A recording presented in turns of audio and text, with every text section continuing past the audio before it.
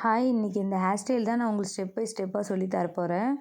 First வந்து ஹேரை வந்து நல்லா க்ரிப்பிங் பண்ணிக்கோங்க. நம்ம ஹேரை வந்து நல்லா ப்ராப்பராக க்ரிப் பண்ணிக்கிட்டோம் அப்படின்னா, நம்ம என்ன ஹேர் ஸ்டைல் போடணும்னு நினைக்கிறோமோ அந்த ஹேர் ஸ்டைல் கரெக்டாக வரும். ஸோ ஹேரை க்ரிப் பண்ணுறதுக்கு முன்னாடி நல்லா ஹேரை வந்து ட்ரையாக இருக்கணும். ட்ரையாக வந்து நீங்கள் க்ரிப்பிங் பண்ணால் தான் க்ரிப்பிங் நல்லாகும். அடுத்து வந்து நான் மூஸ் அப்ளை பண்ணுறேன் சீப்பில் வச்சு. ஸோ மூஸ் ஏன் அப்ளை பண்ணுறேன்னா, கீழே ஃபுல்லாக வந்து நான் கேர்ள்ஸ் தான் பண்ண போகிறேன். ஸோ மூஸ் போடும்போது என்ன பெனிஃபிட் அப்படின்னா வந்து கேர்ள்ஸ் வந்து நல்லா ஸ்டே இருக்கும். ரொம்ப நேரத்துக்கு வந்து அவங்க ஸ்டேஜில் நிற்கும்போது கேர்ள்ஸ் கலையாமல் அப்படியே இருக்கும். ஸோ அதனால் வந்து கேர்ள்ஸ் பண்ணுறது நான் செக்ஷன் பிரித்து ஃபஸ்ட்டு ஒரு செக்ஷன் மேலே பிரித்து கிளிப் பண்ணுறேன். ஏன்னா வந்து கொஞ்சம் கொஞ்சமாக ஹேர் எடுத்து பண்ணால் தான் வந்து கேர்ள்ஸ் பண்ணும்போது கேர்ள் வந்து நல்லா பவுன்ஸியாகவும் நல்லா அடர்த்தியாகவும் தெரியும், நிறைய கேர்ள்ஸ் தெரியும். ஸோ தின் லேயராக எடுத்து கேர்லிங் மிஷினில் வந்து எப்பவுமே வந்து ஸ்டார்டிங்கில் நீங்கள் கற்றுக்குறீங்க அப்படின்னா உங்களுடைய நீங்கள் கேர்லிங் மிஷினில் இருக்கக்கூடிய பவர் வந்து கம்மி பண்ணி பண்ணுங்கள். ஸோ நல்லா எக்ஸ்பீரியன்ஸ் ஆன பிறகு நீங்கள் அதில் வந்து டெம்பரேச்சர் அதிகமாக வச்சு பண்ணுங்கள். நான் வந்து 230 வச்சு பண்ணிகிட்ருக்கேன். இதை வந்து யூஸ் பண்ணுற மிஷின் வந்து ஐகானிக் கேர்ள்ஸ் மிஷின் தான் யூஸ் பண்ணுறேன்.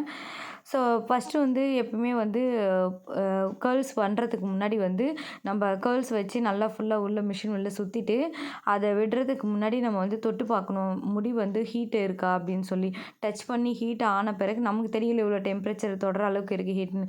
அதுக்கப்புறமா முடி நம்ம கீழே விட்டுட்டு ஒரு கிளிப் பண்ணிவிடுங்க. கிளிப் பண்ணிட்டீங்க அப்படின்னா நீங்கள் பண்ண கேர்ள்ஸை வந்து ஃபைனலாக நம்ம கிளிப்லேருந்து எடுத்து விட்டோன்னா கேர்ள்ஸ் அப்படியே பார்க்க நல்லா அழகாக ஸ்டைலாக இருக்கும். ஓகேவா? இந்த மாதிரி அடுத்தடுத்து ஃபுல்லாக எல்லா ஹேரும் வந்து நான் கேர்ள்ஸ் பண்ணி கிளிப் பண்ணி விட்டுறேன். ஸோ இதுக்கப்புறம் வந்து நம்ம அந்த கேர்ள்ஸ் பண்ணது எல்லாமே வந்து கிளிப் பண்ணி வச்சுருக்கோம்ல, அதுக்கப்புறம் மேலே வந்து நம்ம ஒரு லேயர், அதாவது ஒரு சி செக்ஷன் எடுத்து நான் வந்து ஃபுல் பஃப் தான் வைக்க போகிறேன். ஏன்னா பின்னாடி கேர்ள்ஸ் விடுறதால. ஸோ ஒரு கிறிஸ்டின் பிரைடுக்கோ இல்லை ஒரு ரிசப்ஷன் மேக்கப்புக்கோ எப்படி நம்ம போடலாம் அந்த ஹேர் ஸ்டைல் தான் பண்ண போகிறோம். ஸோ ஒரு சி செக்ஷன் ஃப்ரண்ட்டில் எடுத்து பேக் ஹோம் பண்ணுறோம். ஸோ பேக் ஹோம் நம்ம ஏன் பண்ணுறோம் அப்படின்னா, அப்போ தான் வந்து பஃப் வந்து அடர்த்தியாக தெரியும்.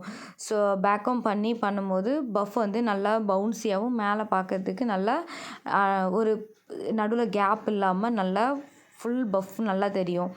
ஸோ ஒரு செக்ஷனாக ஒரு லேயராக எடுத்து ஃபுல்லாக வந்து பேக் ஹோம் பண்ணியாச்சு. பேக் ஹோம் பண்ணின எல்லா ஹேரும் வந்து ஒன்றா வந்து ஃபுல்லாக சேர்க்குறோம். சேர்த்துட்டு இதுக்கப்புறம் தான் நம்ம வந்து ஃப்ரண்ட்டில் பஃப் வைக்க போகிறோம். ஸோ சைட் பார்ட்டிஷனும் எடுத்து பேக் ஹோம் பண்ணுறோம். ஏன்னா எல்லா பார்ட்டிஷனுமே வந்து பேக் ஹோம் பண்ணால் தான் ஹேர் வந்து நல்லா பவுன்ஸியாகவும் நல்லா வந்து திக்காகவும் தெரியும். பஃப்பும் வந்து உங்களுக்கு பார்க்குறதுக்கு நீட் லுக்காக இருக்கும். அங்கங்கே வந்து கேப்பு ஹெட்டு தெரியாமல், அதாவது தலை தெரியாமல் உங்களுக்கு வந்து பஃப் நல்லா அடர்த்தியாக தெரியும். ஸோ எல்லாமே வந்து இப்போ ஃபுல்லாக வந்து அவங்க சைட் பார்ட்டிஷனும் பண்ணிகிட்ருக்காங்க பேக் ஹோமு.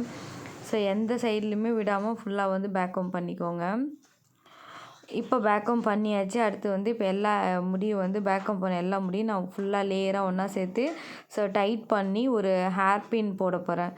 ஸோ ஹேர் பின் போட்டு நல்லா டைட் பண்ணிட்டேன்னா நம்மளோட பஃப் வந்து கலையாமல் அப்படியே நீட் அண்ட் லுக்காக இருக்கும். அதே மாதிரி ஒன்று தெரிஞ்சுக்கோங்க, பஃப் வைக்கிறதுக்கு முன்னாடியே நம்ம கீழே ஃபுல்லாக கேர்ள்ஸ் பண்ணிடணும். நீங்கள் கேர்ள்ஸ் பண்ணிவிட்டு பஃப் வச்சிங்க அப்படின்னா உங்களுக்கு பஃப் வந்து கலையாது, நீட் அண்ட் லுக்காக இருக்கும்.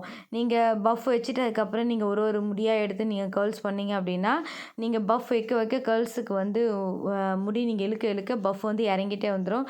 ஸோ நம்ம எந்த அளவுக்கு பஃப் வச்சோமோ அந்த அளவுக்கு நீட் அண்ட் லுக்காக இருக்காது.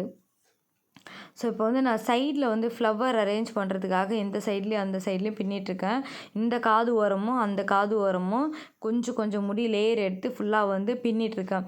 ஸோ 3/4 பின்னல் தான் பின்னுறேன். பின்னிட்டு அதை வந்து ஃபில்லிங் பண்ணுறேன், அதாவது ஹேரை வந்து நல்லா இது பண்ணுறேன். இதுக்கு மேலே வந்து இப்போ வந்து நம்ம ஃப்ளவர் அரேஞ்ச் பண்ண போகிறோம்னு சொன்னோம்ல, அதுதான் பண்ண போகிறோம்.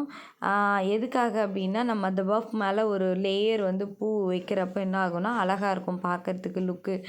ஸோ இப்போ வந்து ஒரு முடி அந்த பின்னது ஃபுல்லாக வந்து புல் பண்ணுறோம், இழுத்து விடுறோம் ஃபுல்லாகவே. இப்போ இழுத்து விட்டாச்சு. அடுத்து வந்து நம்ம பண்ண கேர்ள்ஸ்லாம் கிளிப் போட்டிருந்தோம்ல, அது ரொம்ப அழகாக வந்துடுச்சு பார்த்தீங்களா? எடுத்து விட்டோன்னே எவ்வளோ கேர்ள்ஸ் சூப்பராக நீட் அண்ட் லுக், அவங்களோட ஹேரே எவ்வளோ பவுன்ஸியாக நல்லா கேர்ள்ஸாக தெரியுது பாருங்கள்.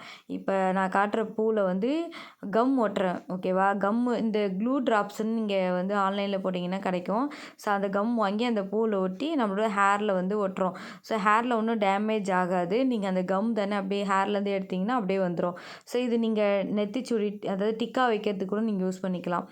ஸோ ஃபைனலாக வந்து வச்சு முடிச்சாச்சு. எல்லோரும் ஸ்டூடெண்ட்டும் வந்து ஃபோட்டோ வீடியோ எடுத்துகிட்டு இருந்தாங்க. ஸோ ஃபைனல் லுக் இதான். தேங்க்யூ.